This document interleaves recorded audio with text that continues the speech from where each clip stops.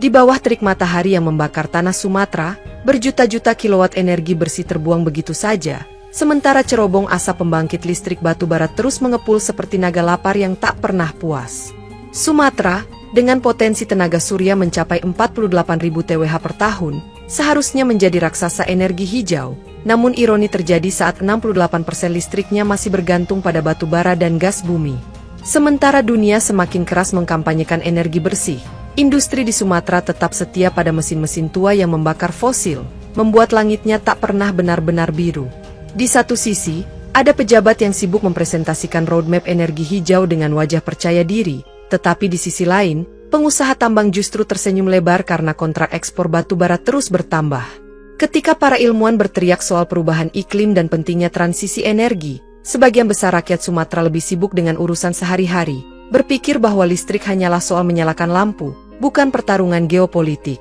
Namun, di balik kabut ketidakpedulian itu, ada rencana besar yang diam-diam disusun. Sumatera akan mengirim listrik bersih ke negara yang bahkan tidak bisa menyediakan cukup ruang untuk parkir mobil, apalagi membangun pembangkit listrik tenaga surya.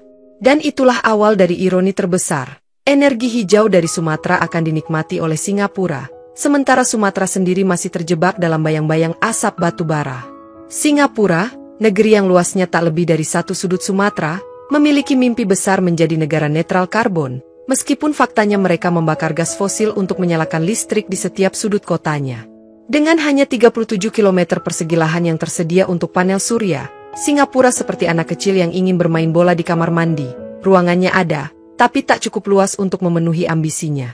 Para pejabat Singapura sibuk mencari solusi, dan akhirnya melirik ke tetangganya yang lebih besar, Sumatera, pulau yang memiliki lebih banyak matahari daripada yang bisa mereka tampung dalam ribuan tahun ke depan.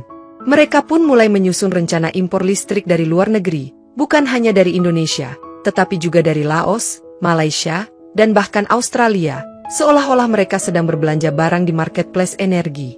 Sementara itu, para pemilik industri di Sumatera mulai bertanya-tanya, mengapa Singapura bisa lebih tertarik pada listrik bersih mereka dibandingkan pemerintah sendiri. Dengan tingkat konsumsi listrik sebesar 55 TWh per tahun dan keterbatasan energi terbarukan, Singapura merasa tak punya pilihan selain membajak sinar matahari milik negara lain untuk memenuhi kebutuhan listrik mereka. Dan seperti biasanya, ketika sebuah negara kecil memiliki banyak uang dan kepentingan, mereka bisa dengan mudah mengubah milikmu menjadi milik kita bersama, tentu saja dengan perjanjian bisnis yang terdengar adil di atas kertas. Proyek ambisius ini bukan sekadar soal ekspor listrik, tetapi juga tentang bagaimana mengalirkan daya dari Sumatera ke Singapura melalui kabel bawah laut yang lebih panjang dari jarak antara Jakarta dan Surabaya. Perusahaan-perusahaan energi dari berbagai negara mulai berlomba-lomba mendapatkan izin, menyusun desain infrastruktur raksasa, dan menghitung keuntungan yang bisa mereka kantongi dari proyek miliaran dolar ini. Para teknisi membayangkan skenario terbaik, ladang panel surya raksasa di Sumatera, sistem penyimpanan energi yang canggih, dan jaringan transmisi bawah laut yang mampu mengirim listrik tanpa hambatan. Namun, ada satu masalah yang tak bisa diabaikan. Kabel sepanjang itu bukan sekadar proyek teknik, tetapi juga permainan politik yang melibatkan berbagai kepentingan, mulai dari pejabat lokal hingga investor internasional. Pemerintah Indonesia, yang selama ini lebih fokus pada eksploitasi batu bara, tiba-tiba harus berhadapan dengan kenyataan bahwa dunia kini lebih tertarik pada energi bersih dibandingkan bahan bakar fosil. Singapura, di sisi lain, ingin memastikan bahwa mereka tidak hanya mendapatkan listrik murah, tetapi juga kestabilan pasokan tanpa harus bergantung sepenuhnya pada Indonesia. Dengan begitu banyak kepentingan yang bermain, proyek ini bukan hanya tentang kabel bawah laut. Ini adalah pertarungan kepentingan, uang, dan pengaruh geopolitik yang akan menentukan siapa yang benar-benar memegang kendali atas energi masa depan. Ketika rencana ekspor listrik ini semakin matang, muncul pertanyaan yang mengganggu. Apakah rakyat Sumatera akan benar-benar mendapatkan manfaat dari proyek ini, atau justru hanya menjadi penonton di tengah pesta bisnis besar? Para pemimpin daerah mulai menyusun proposal untuk memastikan bahwa proyek ini juga membawa keuntungan bagi Sumatera, bukan hanya untuk Singapura dan para investor. Sebagian masyarakat mulai berharap bahwa proyek ini akan menciptakan lapangan kerja, membangun infrastruktur baru, dan mungkin, hanya mungkin, membuat listrik di desa-desa mereka lebih stabil. Namun, skeptisisme tetap ada. Apakah ini akan menjadi seperti banyak proyek besar lainnya, di mana keuntungan mengalir ke kantong segelintir orang, sementara rakyat hanya mendapat janji manis? Di Jakarta, Para pejabat sibuk bernegosiasi, memastikan bahwa ekspor listrik ini tetap menguntungkan Indonesia secara ekonomi dan strategis. Singapura sendiri juga tak mau kalah pintar. Mereka ingin mendapatkan listrik dengan harga murah, tetapi tanpa terlalu banyak risiko yang bisa mengancam kestabilan pasokan mereka. Pada akhirnya, proyek ini bukan hanya tentang teknologi dan energi bersih, tetapi juga tentang bagaimana kepentingan politik, ekonomi, dan diplomasi akan beradu dalam permainan besar yang baru saja dimulai. Ketika rencana ini semakin nyata, masuklah para pemain besar, investor internasional, perusahaan energi, dan tentu saja, pemerintah yang mulai menghitung berapa banyak pajak yang bisa mereka petik dari proyek ini. Proposal investasi mulai mengalir seperti air, dari bank global hingga perusahaan teknologi energi, semua ingin menjadi bagian dari proyek miliaran dolar ini. Singapura, dengan dompet tebalnya, bersedia membiayai infrastruktur asal mereka bisa mendapatkan listrik murah dan stabil selama beberapa dekade ke depan. Sementara itu, di Sumatera, diskusi di warung kopi berubah. Dari obrolan tentang harga minyak goreng menjadi spekulasi apakah proyek ini akan membawa pekerjaan baru atau hanya akan menguntungkan segelintir elit.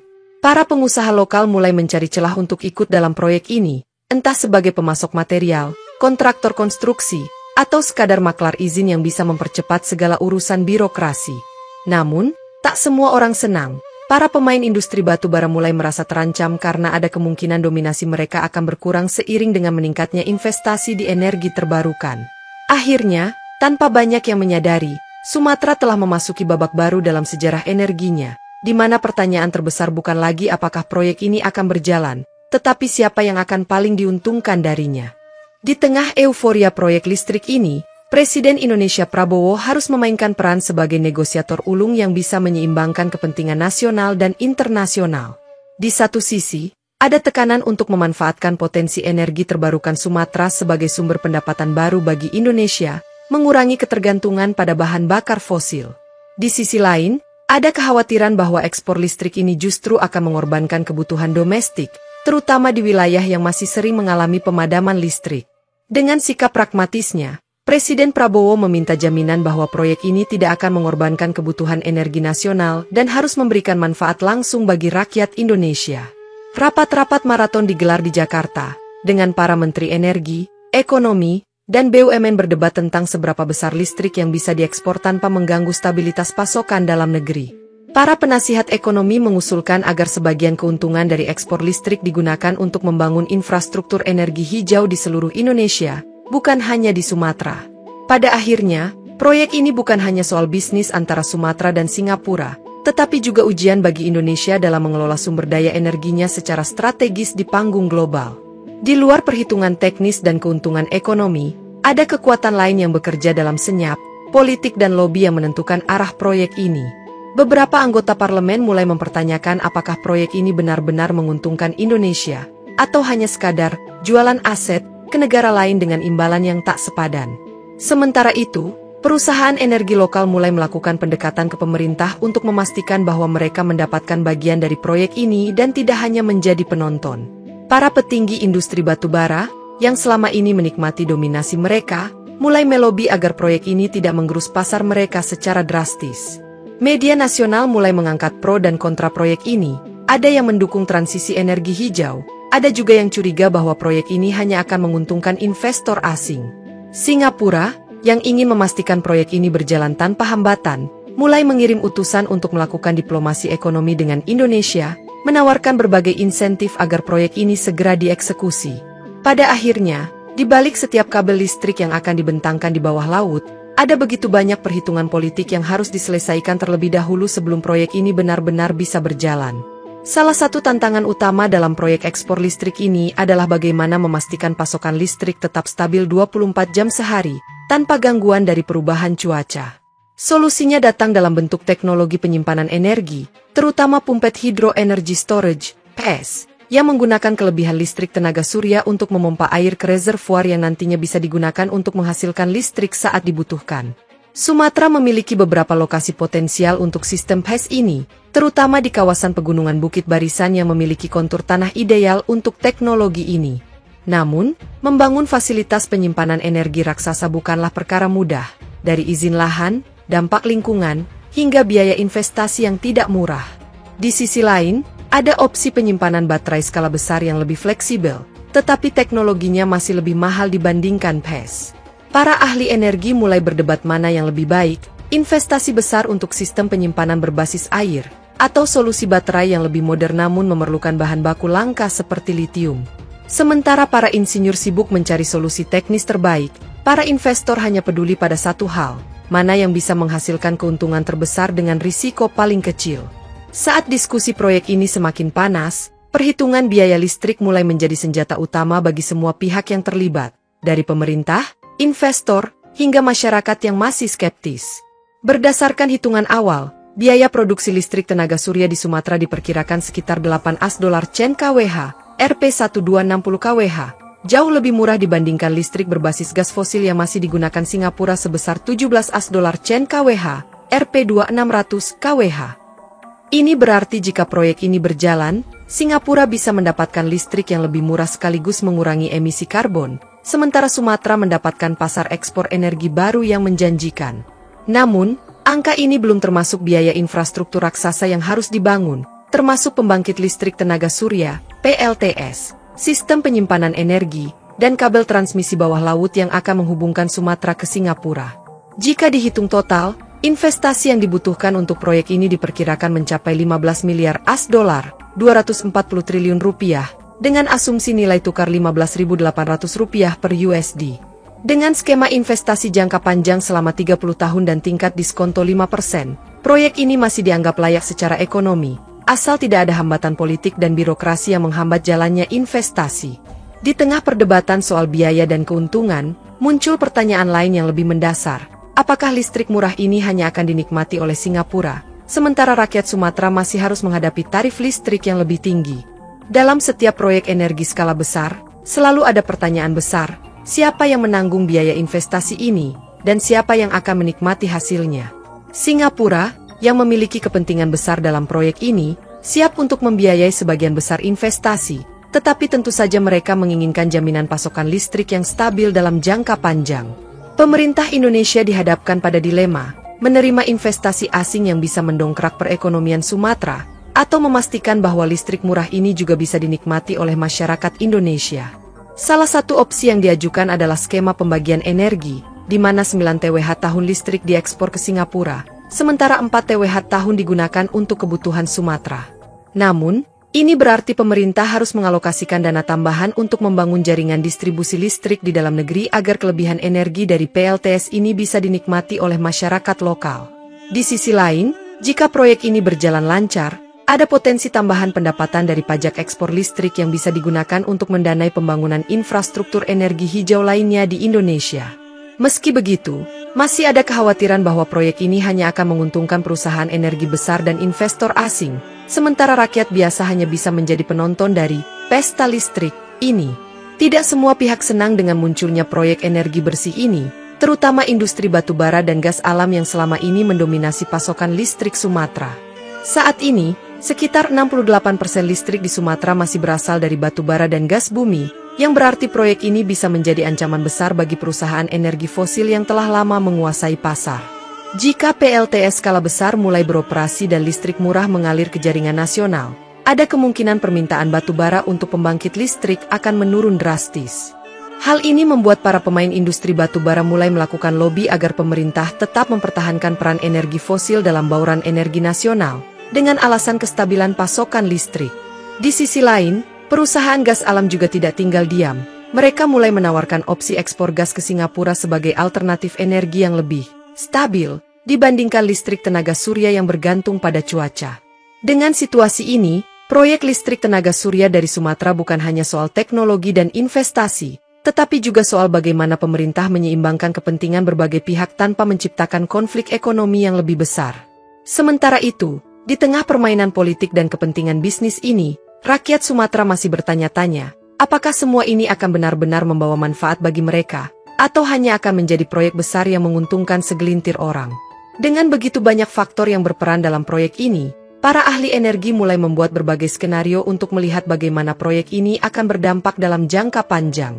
Dalam skenario terbaik, proyek ini berjalan sesuai rencana, listrik murah mengalir ke Singapura, Sumatera mendapatkan bagian energi yang cukup, dan industri lokal berkembang pesat dengan tarif listrik yang lebih terjangkau.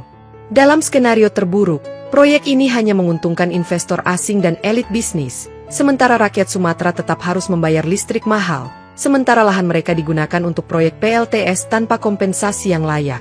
Salah satu faktor kunci yang akan menentukan masa depan proyek ini adalah bagaimana kebijakan tarif listrik ditetapkan. Apakah ada insentif bagi masyarakat lokal, atau seluruh energi ini hanya untuk ekspor? Jika pemerintah bisa memastikan bahwa listrik dari PLTS ini juga bisa mengurangi tarif listrik di Sumatera, proyek ini bisa menjadi titik balik dalam transisi energi bersih di Indonesia. Namun, jika tarif listrik tetap tinggi di dalam negeri sementara Singapura menikmati listrik murah, proyek ini bisa memicu gelombang ketidakpuasan dan menimbulkan pertanyaan tentang keadilan ekonomi dalam pengelolaan sumber daya. Pada akhirnya, proyek listrik tenaga surya ini bukan hanya soal teknologi dan bisnis, tetapi juga soal bagaimana Indonesia memanfaatkan sumber dayanya untuk kepentingan semua, bukan hanya bagi segelintir pemegang modal. Ketika detail proyek ini semakin jelas, masyarakat mulai menunjukkan reaksi yang beragam. Sebagian mendukung penuh dengan harapan listrik murah dan lapangan kerja baru, sementara yang lain mencium bau ketidakadilan dalam pembagian keuntungan. Kelompok aktivis lingkungan mendukung proyek ini sebagai langkah besar menuju transisi energi bersih, tetapi mereka juga menuntut agar dampak sosial dan lingkungan dari proyek PLTS ini diawasi secara ketat. Di sisi lain, masyarakat lokal yang tinggal di sekitar lokasi PLTS dan jalur transmisi mulai mempertanyakan kompensasi bagi mereka, terutama terkait penggunaan lahan yang sebelumnya digunakan untuk pertanian dan pemukiman. Tak ingin kehilangan momentum politik, beberapa pejabat daerah mulai ikut bersuara. Ada yang berusaha menjadikan proyek ini sebagai pencapaian besar mereka, sementara yang lain justru mengkritik kesepakatan yang dianggap lebih menguntungkan Singapura. Presiden Indonesia Prabowo, yang sebelumnya menyambut baik proyek ini, kini dihadapkan pada tekanan politik dari berbagai arah, baik dari para investor yang ingin kepastian hukum, maupun dari masyarakat yang menuntut transparansi dalam perjanjian ekspor listrik.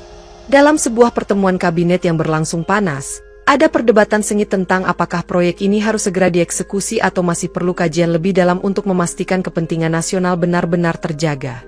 Di tengah segala kontroversi ini, satu hal menjadi jelas, proyek ekspor listrik tenaga surya dari Sumatera bukan hanya persoalan energi, tetapi telah berubah menjadi medan pertarungan kepentingan politik, ekonomi, dan sosial yang kompleks. Sementara perdebatan terus berlangsung di Jakarta, di lapangan, para insinyur dan teknisi mulai menyiapkan perencanaan rinci untuk pembangunan kabel transmisi bawah laut yang akan menghubungkan Sumatera dengan Singapura. Teknologi kabel ini harus mampu mengalirkan listrik dalam jumlah besar dengan kehilangan daya seminimal mungkin, yang berarti proyek ini tidak hanya membutuhkan investasi besar, tetapi juga keahlian teknis tingkat tinggi. Jika proyek ini sukses, maka Indonesia bisa membuka era baru sebagai pemasok energi bersih di Asia Tenggara. Tetapi jika ada hambatan teknis atau kegagalan dalam eksekusi, seluruh investasi ini bisa menjadi proyek mangkrak bernilai miliaran dolar. Negara tetangga seperti Malaysia juga tidak tinggal diam. Mereka mulai mempercepat proyek serupa untuk mengekspor listrik ke Singapura, sehingga Indonesia harus bergerak cepat jika tidak ingin kehilangan kesempatan emas ini. Perusahaan Listrik Nasional, PLN, kini berada di tengah badai tekanan, harus memastikan proyek ini berjalan lancar tanpa mengorbankan kebutuhan listrik dalam negeri, sambil tetap menjaga hubungan baik dengan mitra bisnis di Singapura.